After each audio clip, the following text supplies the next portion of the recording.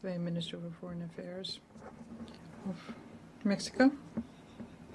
And I now give the floor to His Excellency Olivier Nduhungirehe, Minister for Foreign Affairs and International Cooperation of Rwanda.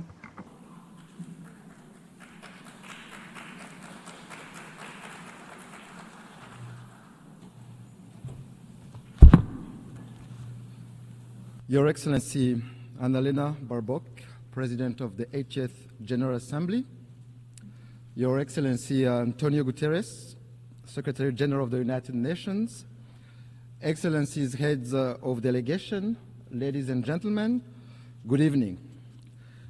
Allow me to begin by congratulating Her Excellency Annalena Baerbock on her election as President of the 80th session of the United Nations General Assembly. I take this opportunity to thank His Excellency Philemon Yang, the outgoing President, for his work and dedicated service to multilateralism. Rwanda extends its gratitude to Secretary General Antonio Guterres for his comprehensive report on the work of the United Nations aimed at improving its efficiency. In this regard, Rwanda has formally expressed interest in hosting UN agencies as part of our shared commitment to a cost-effective and decentralized UN system. We reiterate our support to the work of the United Nations and the Secretary General, particularly in advancing peace and security and drive progress on sustainable development goals. Excellencies, this year, the United Nations turned 80. This journey has not been without challenges. Fast-changing realities, including economic shocks and the legitimate aspirations of regions long denied a voice, compel us to quickly adapt to make the UN fit for purpose. That is why Rwanda strongly supports reforms, especially of the Security Council. The composition of this body does not reflect current realities. Africa is a 1.2 billion people strong continent where most of the conflict of the Security Council's agenda reside. Therefore, it cannot remain excluded from permanent membership. Excellencies, the United Nations development pillar remains central to advancing peace, prosperity, and dignity for all. We commend the UN development system and its partners for their tireless efforts in supporting countries to address pressing development challenges, from poverty eradication to climate resilience, and in driving forward the ambition of the 2030 Agenda. This 2030 Agenda for Sustainable Development embodies our collective aspirations for a just, inclusive, and prosperous world where no one is left behind. Rwanda remains firmly committed to its full implementation, recognizing that connectivity, innovation, and inclusive development are indispensable drivers of progress. Despite global challenges such as the existential threat of climate change and widening technological inequalities, Rwanda has taken bold steps to align national priorities with the SDGs. These efforts demonstrate that development, connectivity, and environmental stewardship can move forward hand in hand. Yet, the persistence of unequal access to finance, technology, and markets threatens to widen the gap between those with means and those without. In this context, solidarity among nations through development cooperation has contributed to bridging development gaps. However, we believe that it is time to transition from aid to trade, enabling developing countries to become self-reliant in a win-win partnership. Mr. President, Excellencies, Rwanda regrets the politicization of development cooperation, which is used by some development partners for partisan political reasons and interests. Let me recall that every nation is sovereign and cannot be forced to choose between its security and development. Development aid must serve as a tool for solidarity and progress, not as a weapon of coercion. Excellencies, the history of the 1994 genocide against the Tutsi in Rwanda called on us to become global advocates for a peacekeeping that always puts civilians first. We pay tribute to the men and women who have worn the blue helmet and who have paid the ultimate sacrifice in the service of humanity. Their legacy is written in the history of the United Nations and lives on through the lives they helped save. But peacekeeping must be judged by its results.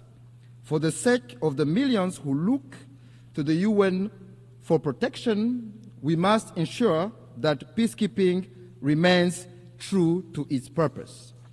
That is why Rwanda champions robust peacekeeping, the responsibility to protect, and the implementation of the 2015 Kigali Principles on the protection of civilians.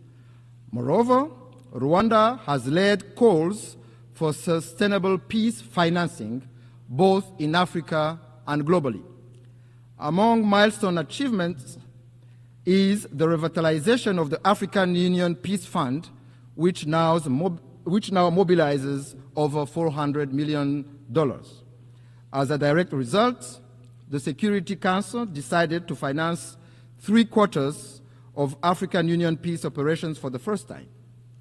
Excellencies, beyond the UN, Rwanda contributes to peace support operations on a bilateral basis in the Central African Republic and Mozambique in an effort to promote South-South cooperation and Pan-African solidarity.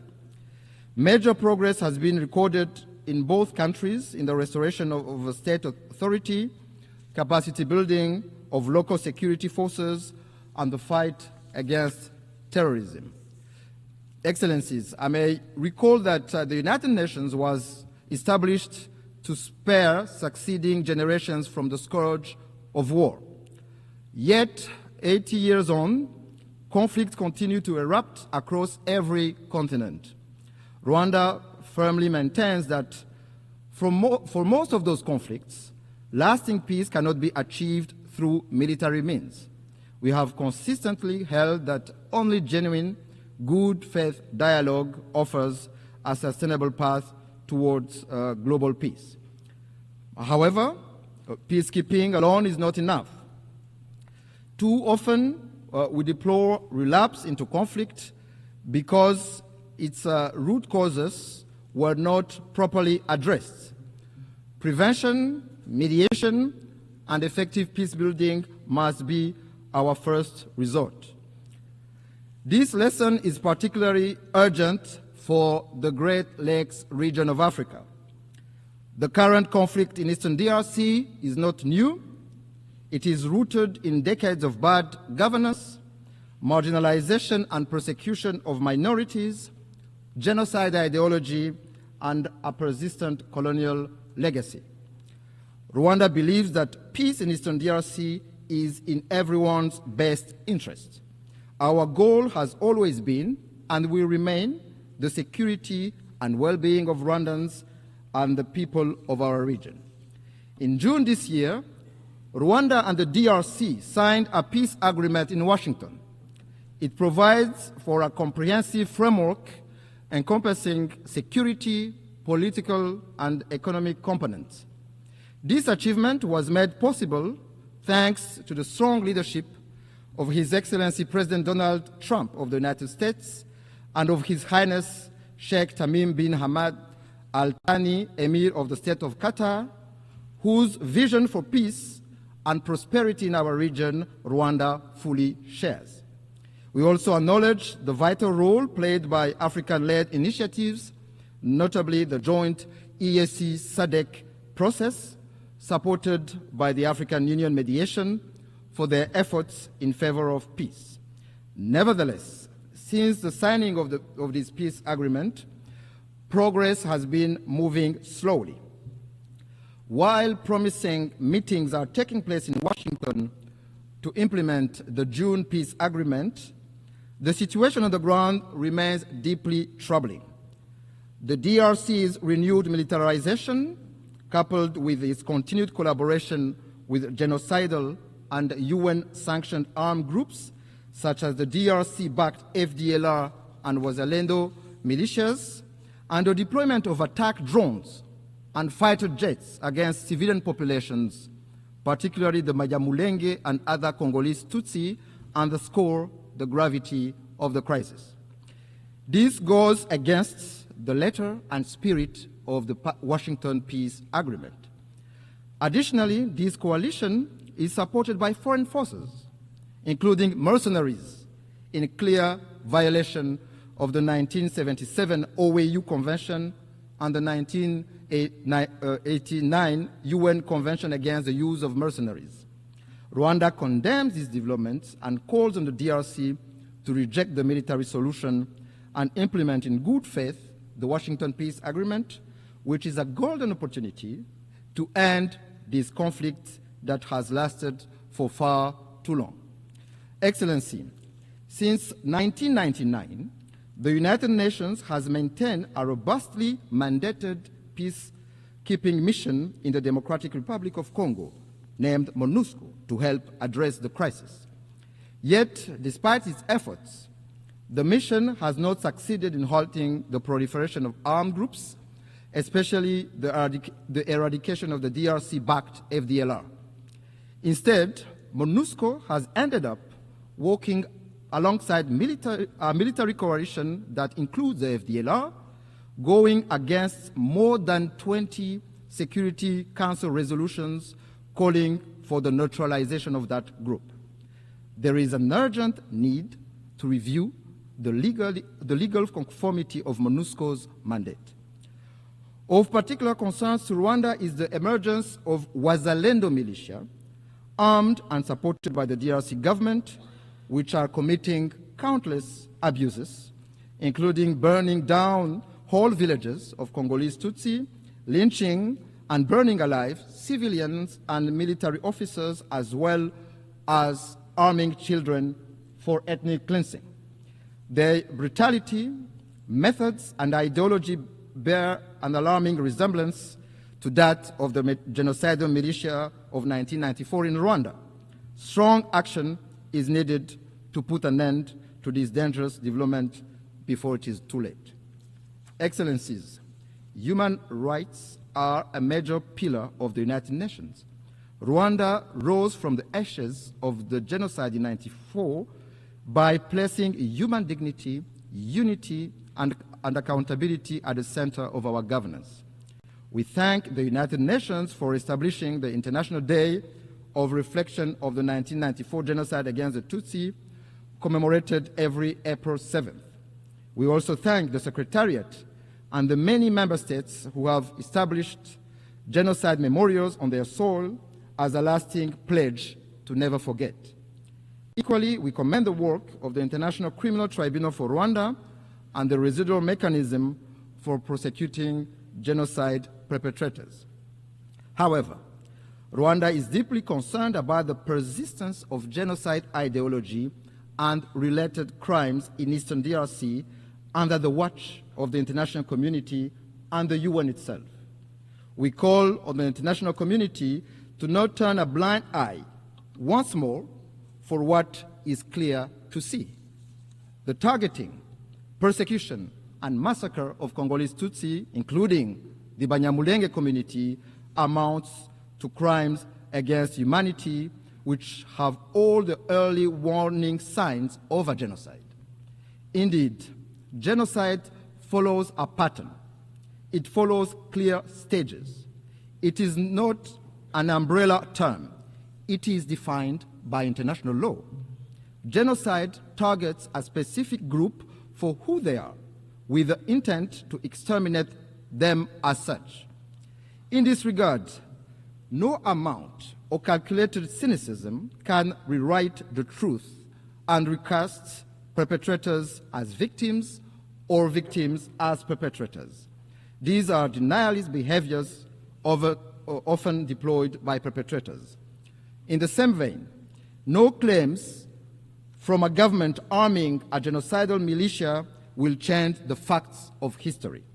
Financing and providing weapons to a group with a proven genocidal record and ongoing intent is nothing less than complicity in the crime itself. I must say that if there are crimes in the DRC committed for economic gains, they have clear names. Those are corruption, bad governance, and the embezzlement of public funds. Mr. President, Excellencies, I wish to conclude by reaffirming that Rwanda stands ready to work alongside all member states to ensure that the United Nations remains a force for peace, justice, and sustainable development. While the challenges and solutions for multilateralism are clear, it is political will that must guide us today to build a UN fit for purpose. Together, we must build an organization capable of addressing the needs of billions across the globe, tackling human rights abuses, climate change, and responding to an increasingly interconnected world for successive generations to come. I thank you.